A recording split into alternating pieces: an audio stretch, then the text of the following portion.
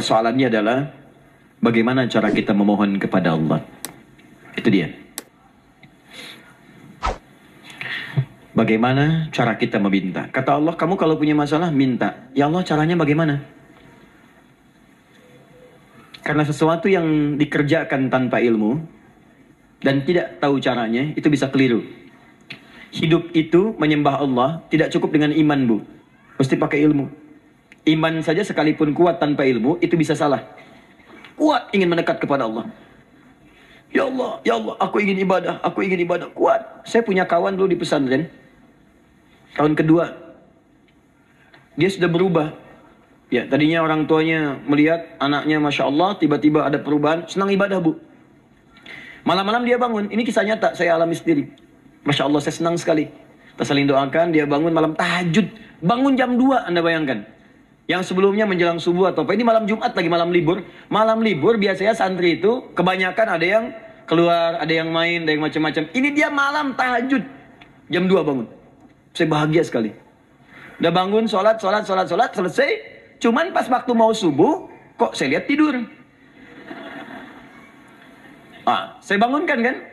Fulan, bangun. Oh iya, kata iya. Oh mungkin nanti mau nyusul. Saya pikir istirahat dulu. Saya ke masjid lah. Udah ke masjid, dah selesai. Kita diskusi di masjid, selesai. Semua pulang saya jam 7. Saya lihat masih tidur juga. Barangkali dia sudah tadi sholat mungkin di kamar, nggak sempat ke masjid karena capek. Tapi saya lihat kok posisinya nggak berubah. Di situ juga. Akhirnya setengah jam saya tunggu, saya bangunkan. Bangun. Bangun. Kenapa nih katanya? Saya kira antum belum sholat subuh ya? Adi gimana sih? Kan udah saya jama dengan tahajud tadi. Udah saya jama dengan tahajud. Jadi memang kekuatan imannya lagi tinggi, cuman ilmunya kosong. Ini yang bahaya. Besok-besok kalau orang kayak gini sholat subuh bisa 4 rakaat. Ya. Karena itu berdoa penting, cuma kita mesti tahu caranya. Yuk kita mulai bagian pertama. Quran surah kedua ayat 186, paling kiri sebelah bawah. Sudah? Wa idza sa'alaka ibadi anni fa inni qarib. Fokus. Kata Allah, kalau hamba-hambaku Muhammad SAW bertanya kepadamu, minta petunjuk untuk mencari-cari aku. Tuh Bu, coba lihat. Ayat doa dibuka lagi dengan kalimat hamba. Untuk menegaskan status kita. Jadi kalau ditanya, kita siapa di hadapan Allah? Hamba. Makanya nggak usah sombong. Jangan sombong, karena kita cuma hamba. Karena itu ketika Korun sombong, Korun tuh manusia terkaya yang pernah hidup di bumi. Hartanya Bu, ini saya kasih bocoran sedikit, kunci berangkasnya saja, kemana-mana itu suka dibawa, dipikul paling sedikitnya 8 bodyguard, cuman bawa kunci berangkas saja begini. Di Korun pengen ngasih tahu, kalau ada yang pengen nyuri di tempat saya, silahkan aja. Ini aja bodyguard saya ngangkat kuncinya susah. Korun. Jadi kalau Anda tidak sekaya Korun, jangan ikutan sombong, telat.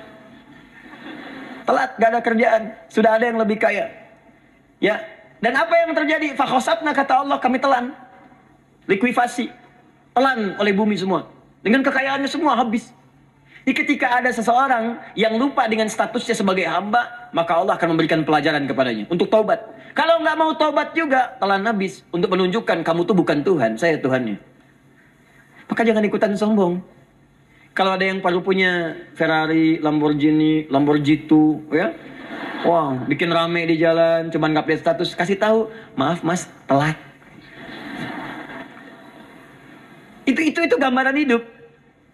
Dan ingat, setiap dibuka dengan kalimat permohonan, itu kalimatnya hamba. Hambaku, hambaku, hambaku.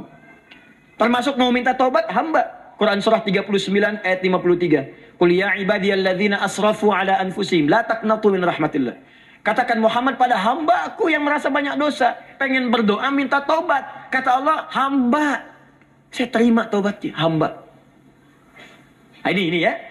Ini pun adab yang pertama dari Al-Qur'an, adab yang pertama, kalau kita ingin berdoa dan doa itu cepat ingin dikabulkan, maka berdoalah dengan cara menghamba di hadapan Allah Subhanahu wa taala. Jangan merasa tinggi.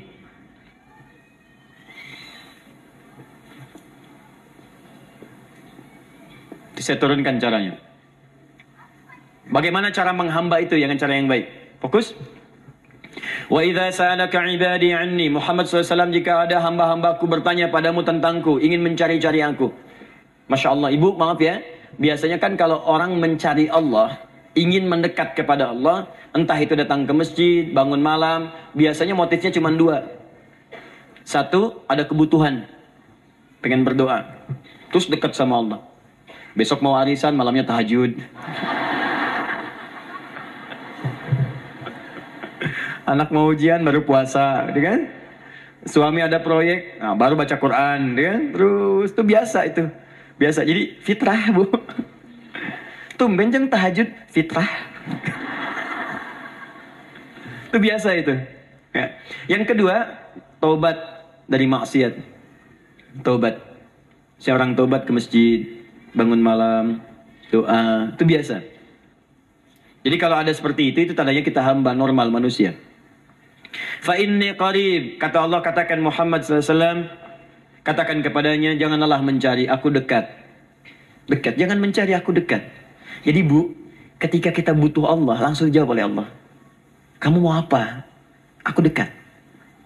Itu secara psikologi memberikan ketenangan yang paling dalam. Saya belum datang di sini sampai jam 8. Ibu tanya panitia, ustadznya mana sih? Ukti, ustadznya mana? Jawaban pertama misalnya, ini belum jelas nih ustadznya. Nggak ada kabar. Yang kedua mengatakan, tenang saja, ustadz sudah dekat. Maka yang kedua itu lebih menenangkan kepada kita. Ketika ibu mencari, ya Allah, saya sedang ada masalah, langsung dijawab oleh Allah. Tenang, aku dekat denganmu. Mau minta apa? Itu Bu, jadi kalau ibu sedang punya persoalan, psikologi Al-Quran mengatakan, langsung merasakan Allah itu bersama kita, dekat, menunggu kita mau minta apa. Ibu punya masalah dengan suami, ingin mengadu. Lu kata Allah, saya dekat, kamu kenapa? Ada masalah apa? Ayo minta, ayo cerita. Mohon. Ibu punya masalah dengan anak. Ibu punya masalah dengan tetangga, di pekerjaan, kehidupan sosial. Kata Allah, saya dekat. Nah, perasaan itu hadirkan dalam jiwa kita. Ini sekarang jarang didapatkan. Jadi kalau ada masalah itu, hal pertama yang dilakukan itu belum ingat Allah, itu masalahnya. Di kebanyakan manusia itu kalau punya masalah, selalu ingin yang pertama itu solusinya. Bukan Allahnya. Kan pemilik solusinya Allah. Jadi kalau kita ingat pada yang memiliki, maka apapun yang kita minta akan diberikan. Bahkan ada orang yang saking ingatnya dengan Allah, sebelum minta sudah dikabulkan. Itu yang dahsyat. Nah, sekarang setelah kita paham tentang kedekatan ini, kemudian kita praktekkan. Jadi Bu, ya maaf ya, ketika ibu punya masalah apapun, yang pertama diingat Allah. Allah, Engkau telah berjanji, Engkau pasti akan tepati. Ya Allah, sekarang aku ada persoalan.